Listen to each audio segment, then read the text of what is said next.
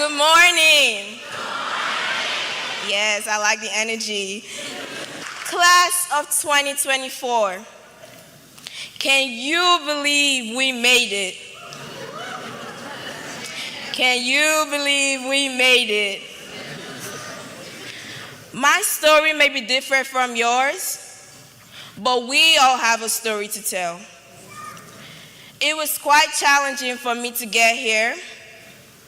I had 2 student visa denials, not one, but 2.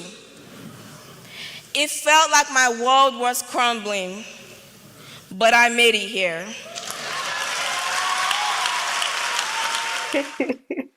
Why do I feel like this is going to be a very solemn video? I love bringing my best self to YouTube, absolutely do, but I just feel this solemnness and calmness for this video. So let's pray. Let's pray that the Lord takes over and we'll see how it goes. So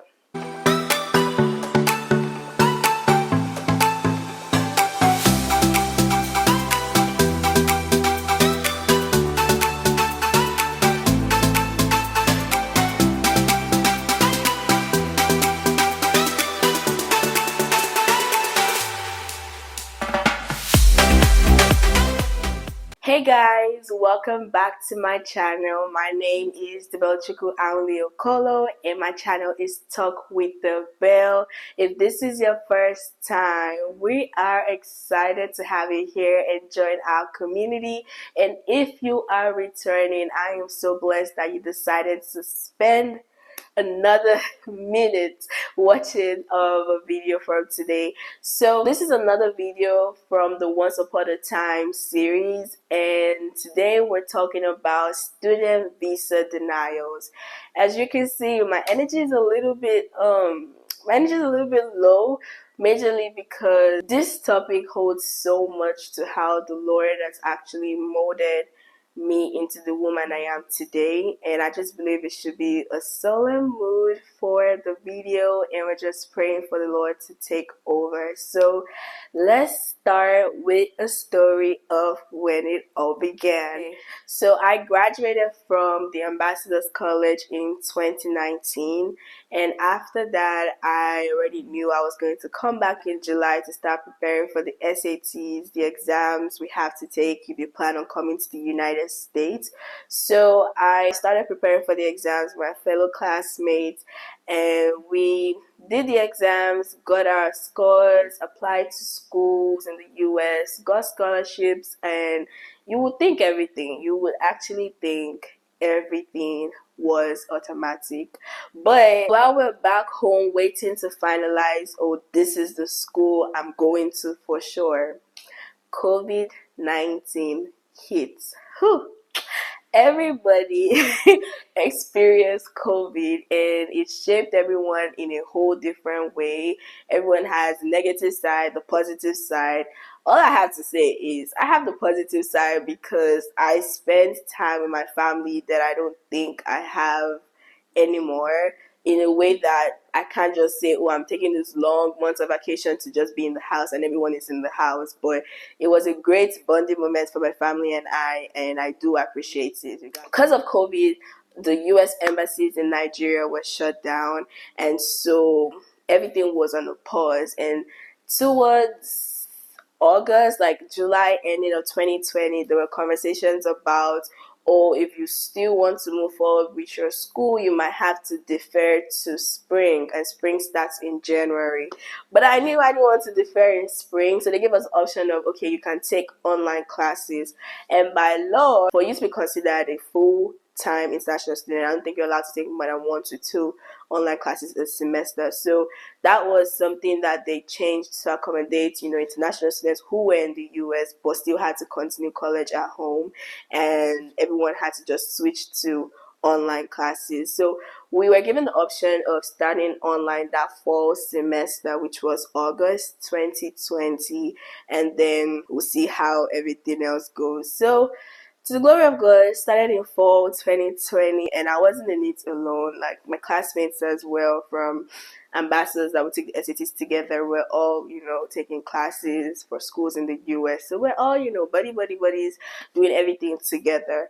Then this fateful day, I think early November, we then heard news that the US Embassy has started releasing dates for student visa.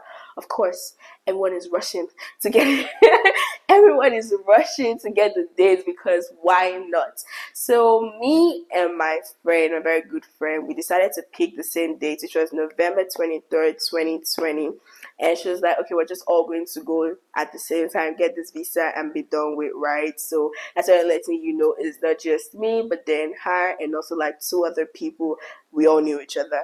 So eventually we were happy 23rd. Like I would never have imagined that that day would have gone the way it did, because based on me and my own reports, it was just an interview, less than 1 minute interview. So eventually the day came and then we went for the interview. I remember we couldn't even sleep that night because of all the nerves and all. So we went in. My friend was before me. She got her visa. Two other people were also before me because they were going to the same school. They all got their visas. And then I went up to this man. He asked me questions as we had already practiced, and I responded. And the next thing, he pulled out the blue slip. If you've ever been to the embassy, you know that the blue slip is for rejection, and it doesn't even give you any explanation to why you were denied. It doesn't tell you nothing. They just give you that slip and tell you, oh, unfortunately we couldn't move forward, whatever that was. So I took the slip and went outside. Of course, when they saw the slip, they already knew like it was a denial, and everyone is asking the question, what happened? Because the student visa, like they're giving everybody student visa, why did they not give me? Why did they not give me? But I was just so numb. I couldn't explain what happened. I reiterated the questions and my responses, and I was just like, okay, that was sad. So moving on, after that, my mom was like, yeah, we're not giving up. Text my auntie. She eventually bought my flight to come from Lagos to Port Harcourt just to clear my head from everything, because it was very sad, very, very sad. And I remember I didn't even cry till I was in the car with my mom, and she was like, it's going to be fine, and then once she said it's going to be fine, my heart was going out for her, because I knew she was sad. Like, she had been praying about this thing and what's going on, and I just started crying. She said, please don't cry, and I'm like, okay. So eventually I went to Port Harcourt, and my flight to Lagos was December 12th, 2020. And in my house, we always go crazy for birthday celebrations. So my birthday is December 15th, and I knew that I wanted to do something with my friends who were still in the country at that point, because people were jackpot. So I knew that was probably going to be the last time we probably could have everyone together that way. So I wanted to do something for my birthday, which I already planned, a picnic at this park at this time for December 15th. You guys, I was denied, but I don't think I actually processed the fact that I was denied, because I was just like, okay, it's going to be fine. I'm going to the US. I had a 4.0 GPA my first semester. Like, there's nothing that's going to stop me. And through all of this, even as I reflect now, I think I was still so vested in my trust in knowledge, trust in my abilities. Meanwhile, there's a God who is greater, that I should actually trust him, but I never saw it this way. So eventually my mom called me that the agent got a date, and guess what? The date was on December 15th, which is my birthday. And I was just, when she asked me, she said we could do another day, but we wanted to find out from you if December 15th will be fine. I said, okay, what time December 15th? And she said about 7 a.m., like the first slot, December 15th was going to be it. And I was like, of course, that's perfect. That's God's birthday gift for me. So why would I say no? Please no, like let's get that date. I go in the morning, do my interview, and afterwards my celebration with my friends afterwards is even going to be more superb, you know. And I was just like, yeah, so confident. The second time We got to the embassy on my birthday, and then I saw the person who denied me in November, and I was like, nope, I'm not going to his stand. Nope. So I think I was actually meant to go next to his stand, and eventually I went somewhere else because I was like, no, I'm not going back to that man. So I went to this lady where I actually sat down. She saw my results. She saw like my document. She asked me, oh my goodness, you had a 4.0. I'm like, yes. Like, we actually had a conversation, and then she asked me for a bank statement and some other documents, and eventually she was looking so confused, and I asked what was going on because, mind you, I'm still a kid. I don't have enough information to come and defend nothing. And she looked at me and she said, I really want to give you this visa, but there is just something that doesn't make sense in the system. And I'm looking at this one like, huh? If we don't have an understanding right here, I'm still 16. Was I 16 or 17 at that point? Okay, I turned 17 that day. Like, I just turned 17, so I'm still a child. But if you're not speaking the language, I understand. I don't know. And she started talking about the business and the bank statement that was presented, and how what she's seeing on the system is not what I'm showing her, so she can't verify if I'm lying or if it's the truth. And of course, who am I defending? I couldn't even understand. My own is, I can defend my grades, I can defend my school, I can defend why I chose it. Those basic questions, but when it comes to that one, it passed me. So after everything, she said, oh, unfortunately, we can't give you this visa as much as I want to, but I can't give you this visa. And I took the blue slip again. And I took the blue slip again. And so I was about to turn, she said, and oh, happy birthday. Me too, I took the happy birthday. I said, thank you. I said, thank you. And I left. Of course, you guys, that one, it was heartbreaking because it felt like I still had to put up this face of, I'm okay, I'm fine. But I was already tired of it. I was already drained for real.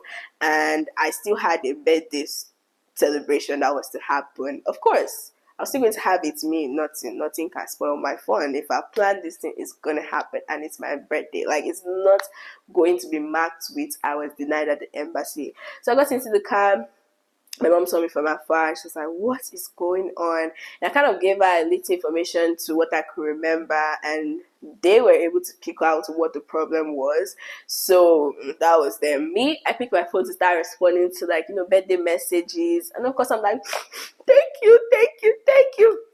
My mom thought I was crying because of the denial. She's like, don't cry. No. I'm like, no, that's not why I'm crying. I'm crying because it's my birthday.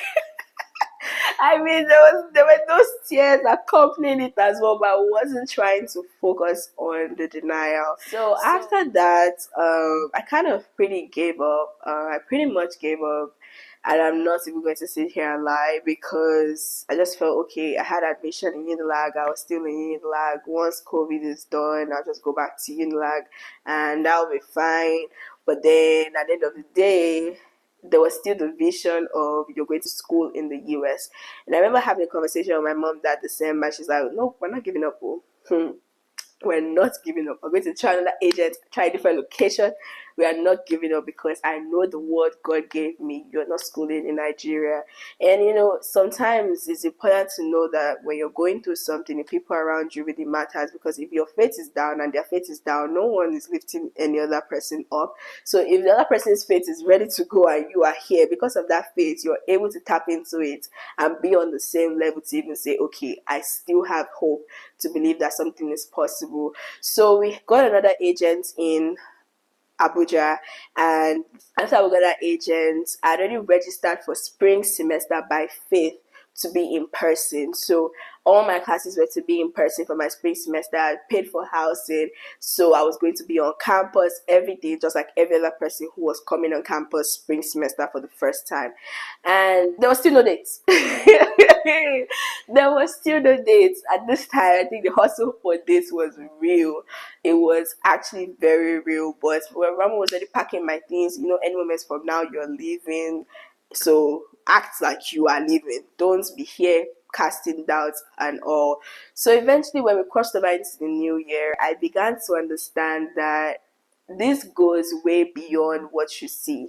because at the end of the day, if God has said something, it's going to happen. So what is my posture going to be like while I wait? And if you remember in my video, waiting season, like there are certain things to do in your waiting season that actually changes your whole waiting experience. When I filmed that video, I had the understanding. But when I was going through this, I did not have this understanding. Once I crossed into the new year, there was just this whole opening of a new, Audi, what can you do different? And that was when I found this love for praising God in the midst of the storm. That was something I was taught as a child in Sunday school, but now having to do it in your own way to see the manifestation is a whole experience. So I remember from January 1st to whenever my agent was going to get us a date, I would always play this 1 hour's High Praise by Winners Chapel, and I would wake up by 12 o'clock to dance, dance, dance, dance, and dance. And it was never a dance that was coming to ask God for my visa. Or no, let me tell you, some people, your faith is just on this level of, I don't know, let me still ask it. Me, I had the understanding at that point that he had given me. So I was dancing and thanking him that I was ready in the US. But that consistent effort of coming every day by 12 o'clock and just dancing and dancing and thanking God, there was never a time of asking, because I believed everything that needed to be asked had been asked for the previous year. So this new year, new experience, thank you, Lord, have your way. So that was the fruit of that period for me, that relationship with God, to know that if he says something, it's going to happen, regardless of how much time it will take. Regardless of how much time it will take, what is the posture of your own heart? I was listening to Pastor Travis Green recently, and he was talking about how when he released the song Made a Way, right, his wife needed God to intervene in the situation they had. So he didn't come out singing God will make a way. He sang he made the way, and that is the faith, because when he released the song, of course, no one knew what he was going through in his own household. But now reflecting after God actually came through, is like, that's the kind of faith I need in my life right now. Anyways, back to my story. We eventually got a date for January 25, 2021. And this was after classes were to resume. And my prayer request before we crossed over to the new year was, God, even if I get any dates, please, I just want to go on campus. I want to have the full college experience like everybody else. Please, let me just have this thing. But I did not get that. I didn't get that. But right now, years after, I'm actually grateful I didn't get that. So what happened was I eventually reached out to my advisor, and he switched all my courses from in-person to virtual again for spring semester. I still had a pass for that, and I'm grateful he did that without arguing me, because my advisor is Nigerian, so he understood when I said visa denial twice. He just switched it out. So eventually we traveled to Abuja, my mom and I. The day of the interview came. I slept like a baby the night before. I was not even worried. I wasn't even worried. I slept like a baby the night before. And we got to the embassy. When we got to the embassy, they told my mom she couldn't carry something she was holding. So she had to go drop it back. And the plan this time was for her to come in with me. So in case of anything about the business, she was going to be there to answer. Because if you're under 18, your parents can go in with you for your visa interview. So I was like, yes, please, let's go together. But then when they sent her back, they told me to keep going. And if you know anything about Lagos and Abuja embassies, Lagos, always busy. But Abuja is very walk in, walk out. So I actually went to go and drop the bag. They told me to move forward. I looked at them. I was like, okay, whatever. So I went inside. I went to the whole screening. And I went to the consular officer. He asked the questions. He typed something in.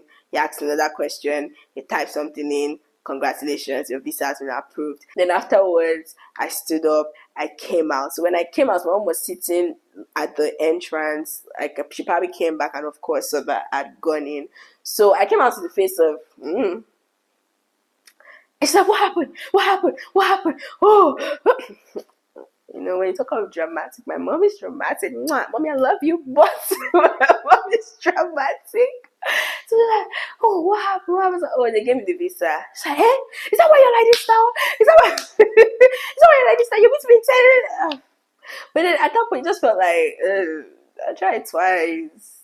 Like my friends got theirs once, and I tried 3 times before getting it on the third time. And of course, there was more sacrifice that is even not spoken about. But it's just like, Lord, why? Why is my case different? And this is how I felt in that moment, right? Like, Lord, why is my case different? Why do I always have to go to the hard route? Why do I always have to go to the route that is not the easiest? Meanwhile, other people have it more easy.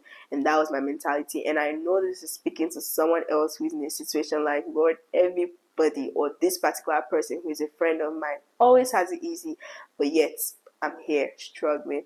And that's my mindset. And God didn't answer that prayer, or He didn't answer that question by words. He answered that question by actions in a miraculous way ever. What you could have never thought would happen when it got to the point of my passport getting to me and then me leaving the country. Everything happened fast. Like everything happened fast. I was so I couldn't even. There are no words to explain it. Basically, that's what I'm saying. But He showed up and showed out is how I describe my God, and that was the turning point of my relationship with God for real. Because honestly, if He did let me get that visa when other people got it and I came to the US that December, I don't know who will be sitting before you today, or if this person will even be on YouTube today. But He used that as a starting point to teach me something, to have a strong story, to relate to so many people on so many different levels. Now that I've given that story and I got to the US, and I'm just like, Lord, so I understand what you did afterwards. That was miraculous, right? Everything was speed upon speed with your blessing and your hand on it, right? But I still need a revelation on why sometimes there are certain things in my life that I go through that some people don't have to worry about. And then He reminded me of a prayer I made when I was about 9. It's 9, yes. And that prayer goes thus. Lord, please let me experience things so that I'll be able to relate with other people that have gone through them in the past. Basically just saying something that doesn't happen on the norm, that not everyone experiences, but then I can be able to relate to that person. And then when it comes to sharing my story about it, that is faith right there that the person needs, and also encouraging the person to stay and keep growing. And when He reminded me of that prayer, I was like, wow, that's such a dangerous prayer for a 9-year-old who probably did not know the extent to which the prayer was going to go. But then I'm like, okay, Lord, I don't take the prayer back.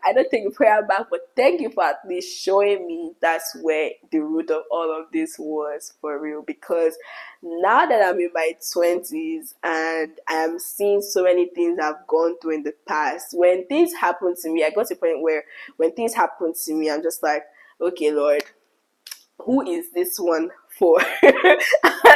That just had to be the mentality. And now today I'm on YouTube sharing with so many people as well. Lessons from all of that, aside just the prayer of going through things for people to be relatable to other people as well, is when you do have rejections are hard.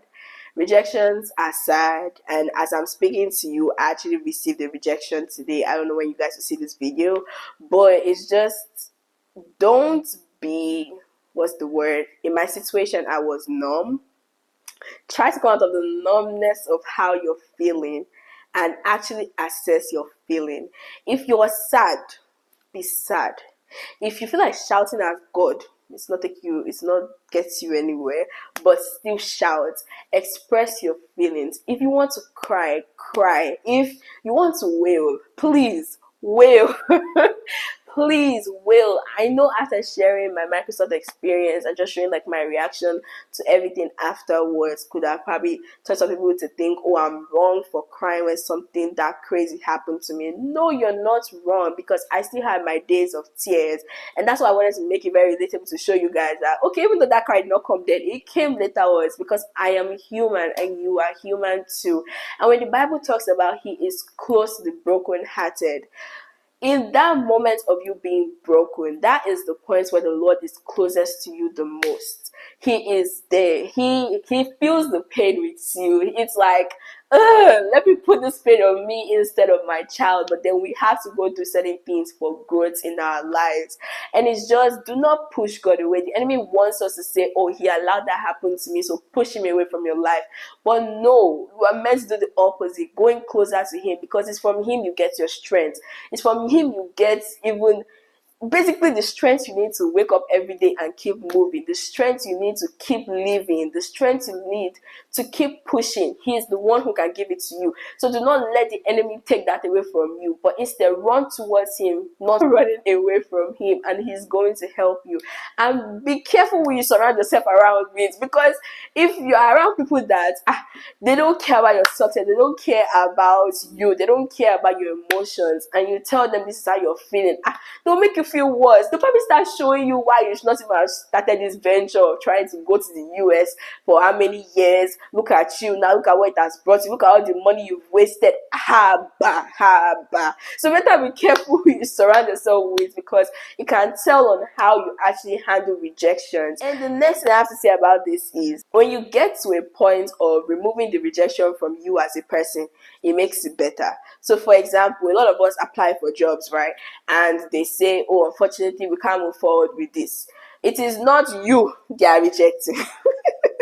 I realized this during my Microsoft experience, but it's not me they are rejecting. It's not me they are rejecting. It's who they think they want to reject they are rejecting. So once you're able to remove yourself from that, you're able to see clearer that, okay, Lord, I don't know how to handle this, but once I remove myself from the situation, then I don't feel like I was rejected. When you actually accept that it wasn't you that was rejected, it allows you even heal faster from whatever you might be feeling. And I say that to say, sometimes when rejection comes, most times when rejection comes, that is God's will.